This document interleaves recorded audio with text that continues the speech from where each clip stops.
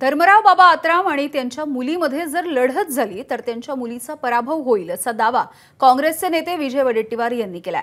भाग्यश्री आत्राम यांना तिकीट दिलं तर महाविकास आघाडीच्या एका जागेचं नुकसान होईल असं सुद्धा वडेट्टीवार म्हणाले।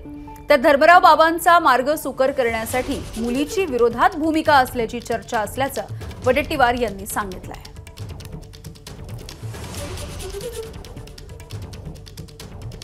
काँग्रेसने जागा लढली पाहिजे, कारण धर्मराव बाबा आणि मुलीमध्ये जर ही जागा त्यांनी जर निवडणूक लढली तर त्यांमध्ये दोघांचाही पराजय होईल आणि तिकडे मुलीचा पराजय होईल आणि धर्मराव बाबा सहज निवडून येतील आणि महाविकास आघाडीच्या एका जागेचं नुकसान होईल।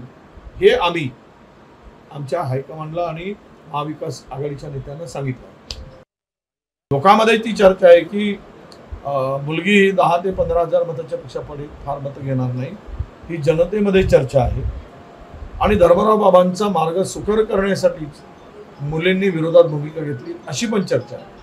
त्यामुळे आम्ही आमच्या मित्रपक्षाकडे सांगितलं आहे की एक जागा वाढवण्यासाठी ही जागा काँग्रेसच्या मुखवट्यात सोडा।